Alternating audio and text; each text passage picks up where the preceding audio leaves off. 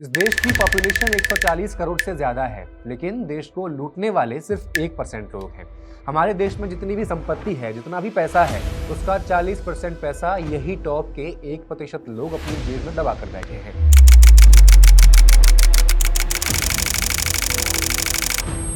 आप सोचते होंगे इसमें क्या ही समस्या है भाई।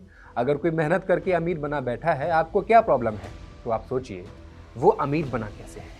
क्या मंत्री जी ने किसी शहर के पॉश इलाके में उसे जमीन दिलाई थी बिजनेस करने के लिए? क्या मंत्री जी ने हजारों करोड़ की जमीन 1 रुपए में दे दी थी इंडस्ट्री शुरू करने के लिए? क्या मंत्री जी ने जनता के टैक्स से बनाया हुआ एयरपोर्ट, रेल और तमाम सरकारी कंपनियां किसी दोस्त अपने बिजनेसमैन को सौंप दी थी? क्या जियो को जिताने के लिए, उसे प्रॉफिट में लाने के लिए जनता के पैसे से बना बीएसएनएल तबाह कर दिया गया था? क्या मंत्री जी ने अरबों का टेंडर अपने दोस्तों की कंपनी को दिलवा दिया था? इन सब का जवाब अगर हाँ है तो समस्या है। क्या किसान की फसल को कौड़ियों के भाव खरीद कर किसी बिजनेसमैन के बड़े सुपरमार्केट में उसे सोने के भाव में बेचा जा रहा था? क्या गरीब पिछड़ों की जमीन कौड़ियों में खरीद कर वहां एथेनॉल की फैक्ट्री लगाई जा रही थी? क्या सरकारी स्कूलों की छत टूटने से गरीबों के बच्चे मर रहे थे? जो बच्चे बच रहे थे, क्या वो इन बिजनेसमैनों की फैक्ट्रीज में मजदूरी कर रहे थे? क्या मंत्री जी का बेटा विदेश जाकर पढ़ाई कर रहा था? क्या एयरपोर्ट या किसी परियोजना को शुरू करने से पहले ही मंत्री जी ने अपने बिजनेसमैन दोस्तों को उसकी खबर दे दी थी? क्या उन दोस्तों ने फिर उस परियोजना के आसपास की जमीन किसानों से सस्ते में खरीद कर वहां प्लॉटिंग करके मॉल खोल के अरबों पैसा बना लिया था? अगर हाँ तो समस्या है। क्या हमारे देश में 85% लोग सरकारी राशन पर जिंदा हैं? क्या जनता के टैक्स से 10-10 हजार बांट कर 5 साल तक का ठेका मंत्री जी ने खुद को, अपने बेटों को, अपने दोस्तों को दे दिया है? जवाब हाँ है या ना कमेंट कीजिए। और यकीन नहीं हो रहा तो वर्ल्ड इनइक्वालिटी रिपोर्ट 2026 देख लीजिए। आपके घर में मजदूर काम करने जब आता है तो आप दिन भर उससे चेक करते हैं, काम कर रहा है कि नहीं कर रहा, बैठा तो नहीं है, चाहे धूप हो चाहे सर्दी हो। काम खत्म होता है तो अच्छे से चेक करते हैं कहीं गड़बड़ी तो नहीं की है, और बदले में उसे दिन का आप 500 देते हैं बस। और आप समझते हैं आपने उस मजदूर को खरीद लिया है, वो आपका सेवक हो गया है। लेकिन पूरे देश का जिम्मा आपने जिन मंत्रियों को सौंपा है, जहां लाखों करोड़ों का सवाल है आपके टैक्स के पैसे का, वहां आप कुछ नहीं बोलते, न सवाल करते। और सवाल करने वालों को पाकिस्तान चले जाने की धमकी देते हैं, सवाल करने वालों को मारकर जमीन में चिनवा देते हैं। ये रिपोर्ट दुनिया भर की इनइक्वालिटी का एक्सरे निकालती है, बताती है कि इस देश में गरीबों और अमीरों में कितना अंतर है। भारत के इनइक्वालिटी एक्सरे में गरीबों की हड्डियां टूटती साफ दिखाई दे रही हैं। तो सवाल है, what all has come out in the report? Facts and figures के इस एपिसोड में आई विल एक्सप्लेन। नमस्कार, मैं हेमंत और आप देख रहे हैं मीडिया ऑफ पॉलिटिक्स यानी मॉलिटिक्स। इससे पहले कि मैं आपको इनइक्वालिटी रिपोर्ट 2026 पर ले जाऊं, उससे पहले ऑक्सफैम रिपोर्ट 2025 से रूबरू करवाता हूं। अंग्रेज आए और चले गए, कॉलोनियल रूल से आज़ादी मिल गई, ये बात हम सब किताबों में पढ़ते हैं। लेकिन 21वीं सदी में पहली बार न्यू लिबरलिज्म असल में एक नया कॉलोनियल सिस्टम बन चुका है। मतलब कनपट्टी से बंदूक और घरों से झंडा हट गया है, लेकिन अब एक्सप्लॉयटेशन का हथियार इकोनॉमिक पॉलिसी बन चुकी है। गरीब और गरीब हो रहे हैं, अमीर और अमीर हो रहे हैं। ऑक्सफैम 2025 की इनइक्वालिटी रिपोर्ट आई थी तब पता चला था कि दुनिया के अरबपतियों की दौलत 2024 से 2025 में 3 गुना तेजी से बढ़ी है। अब इतिहास में पहली बार ऐसा होने जा रहा है कि अगले कुछ सालों में दुनिया को पहले 5 खरबपति मिलने वाले हैं। 1 ट्रिलियन यानी 1000 अरब डॉलर होता है, और 1000 अरब डॉलर का मतलब 90 लाख करोड़ रुपए। ये वो मुकाम है जहां आज तक कोई नहीं पहुंचा है, लेकिन एलन मस्क 2027 तक और गौतम अडानी 2028 तक इस मकाम को हासिल कर लेंगे। बाकी के 3 भी बन ही जाएंगे। सवाल ये नहीं कि कौन खरबपति बनने जा रहा है, सवाल ये है दुनिया से इतनी दौलत आखिर इनके पास आ कहां से रही है और इनके पास से जा कहां रही है। रिपोर्ट कहती है कि ब्रिटेन ने भारत से करीब 65 ट्रिलियन डॉलर्स लूटे थे, मतलब 5 करोड़ 40 लाख करोड़ रुपए, यानी करोड़ भी करोड़ बार आ रहा है। अब रिपोर्ट कहती है इसमें से आधे से ज़्यादा सिर्फ सबसे अमीर 10% लोगों की जेब में गए थे। ये इतना पैसा था कि पूरे लंदन को 50 पाउंड के नोटों से अगर ढका जाए तो 4 बार ढका जा सकता है, यानी कि 4 लेयर्स बनेंगी। तो वहीं दूसरी तरफ 1990 में जितने लोग गरीबी रेखा से नीचे थे, आज भी लगभग वही हैं। मतलब ग्लोबल सिस्टम आज भी कॉलोनियल ही बना हुआ है। अमेरिका 32 ट्रिलियन डॉलर की इकोनॉमी है और पॉपुलेशन 40 करोड़ लोगों की है। वहां पहला खरबपति मुश्किल से बन रहा है 2027 में। भारत की इकोनॉमी महज $4 ट्रिलियन है। ऐसे गरीब मुल्क में जहां 80 करोड़ लोग डबल राशन पर हैं, वहां से दूसरा खरबपति बहुत जल्द आने वाला है। मतलब इस देश की 4 ट्रिलियन जीडीपी में से $1 ट्रिलियन यानी 25% सिर्फ एक परिवार के पास है, और हम कहते हैं भारत विश्व गुरु बनेगा। इसे विकास नहीं, कैप्चरिंग कहते हैं।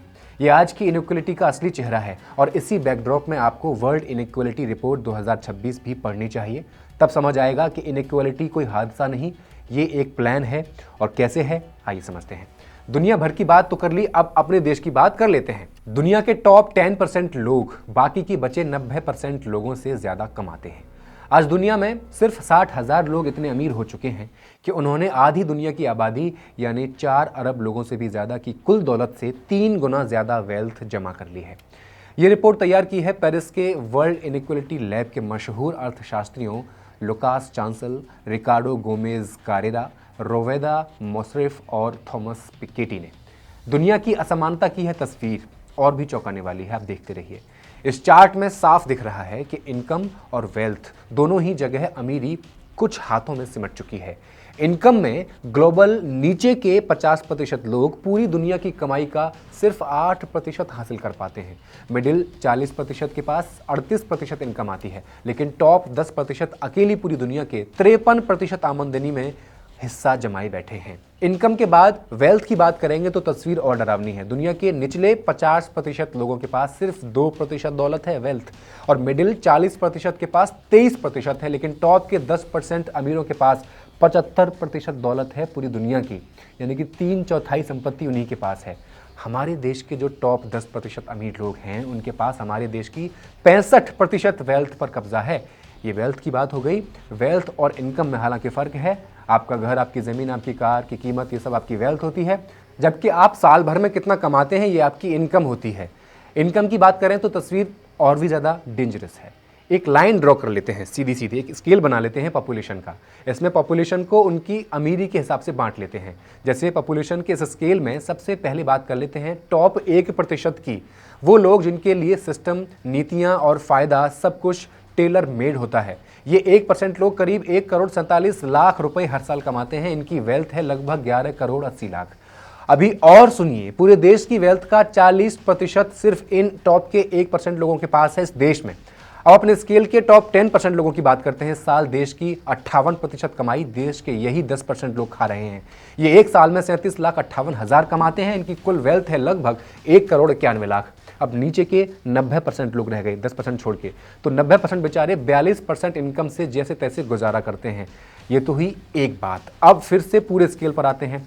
टॉप 10% के बाद अगले 40% की बात करते हैं, जिसे हम मिडिल क्लास कहते हैं। यानी टॉप 10 निकाल दो और निचले 50 निकाल दो तो बचते हैं बीच के 40% लोग। वो लोग जो हमेशा जिम्मेदारियों और खर्चों के बीच पिसते रहते हैं। इनकी इनकम की बात करें, ये लोग हर साल 4 लाख सिर्फ 44,000 रुपये कमा रहे हैं, और इनकी वेल्थ भी तकरीबन 21 लाख रुपये औसतन है।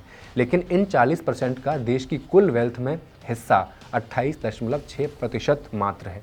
ये वही लोग हैं जो EMI भर रहे हैं, महंगाई की मार खा रहे हैं, नौकरी की टेंशन में है और महीने महीने का हिसाब किताब संभालते हुए ज़िंदगी निकालते हैं। अब हमारे स्केल में बचते हैं निचले 50%। 10% की बात हो गई, 40 की होगी, 50 बचे। रिपोर्ट बताती है कि निचले 50% लोग जिस इनकम को आपस में बांटते हैं वो कुल इनकम का सिर्फ 15% होती है। ये जो इतना बड़ा गैप आपको दिखाई दे रहा है, कहाँ 10% के पास 65% है और कहाँ आधे देश के पास सिर्फ 15% है। गरीबी और अमीरी में ये अंतर अब ही नहीं बना है। 2014 से 24 तक ये फर्क एकदम स्टेबल रहा।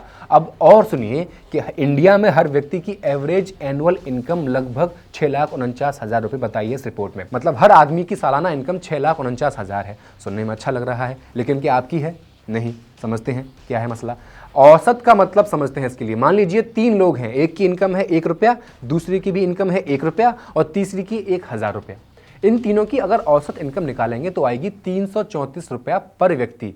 यानी औसत से अंदाजा लगा पाना कि हर एक व्यक्ति की इनकम कितनी है वो मुश्किल है, क्योंकि 1,000 कमाने वाले ने औसत की वैल्यू 1 रुपया कमाने वाले के लिए भी ज्यादा कर दी, बढ़ा दी। यही हाल यहाँ भी हुआ है। अमीर लोगों ने इंडिया की एवरेज एनुअल इनकम लगभग 6,49,000 रुपये पर पर्सन कर दी है। अब थोड़ा और आगे बढ़ते हैं। निचले 50% लोग जो हैं, इनकी औसत इनकम साल भर में 98,000 के आसपास है। यानी हमने ऊपरी 50% लोगों को जैसे ही हटाया तस्वीर साफ होने लगी। आधे निचले लोगों की औसत वेल्थ की अगर हम बात करें इनकम के बाद तो बस 1,88,000 रुपए है, जबकि पूरे देश की लगभग 29.5 लाख रुपए है। आप इस वीडियो में यहाँ तक आए हैं तो एक छोटा सा कंपैरिजन और देखिए। 2014 में टॉप 10% लोग और बॉटम 50% की इनकम गैप थी 38 यूरो, जो 2024 में भी 38.2 यूरो बनी हुई है। यानी कोई बहुत बड़ा बदलाव नहीं हुआ। 10 साल में किसी भी तरफ 1 इंच भी सुधार नहीं हुआ। इनइक्वलिटी जस्ट की तस खड़ी हुई है। फीमेल लेबर पार्टिसिपेशन 2014 में 15.7 था, तो 24 में आकर उतना ही रहा। 10 साल बीत गए, तालीम बढ़ी, टेक्नोलॉजी बढ़ी, जीडीपी बढ़ा, पर आधी आबादी यानी महिलाएं वहीं की वहीं छोड़ दी गई। अब ये ग्राफ देखिए, 2025 में दुनिया के अलग अलग क्षेत्रों में स्टूडेंट्स पर यानी एक स्टूडेंट पर किस सरकार ने कितना खर्च किया है ये बता रहा है। सबसे कम खर्च सब सहारन अफ्रीका में सिर्फ 220 यूरो प्रति छात्र हुआ। उसके बाद south and south east Asia, जिसमें भारत आता है, वहां ये खर्च सिर्फ 593 यूरो, यानी भारत अपने छात्रों पर खर्च के मामले में नीचे से दूसरे नंबर पर है। तो कुल जमा यह है कि मिडिल क्लास और लोअर क्लास 10 मिनट की डिलीवरी से नींद की गोली मंगाकर सोया पड़ा है और कॉर्पोरेट टैक्स का पैसा लूट रहा है। धन्यवाद।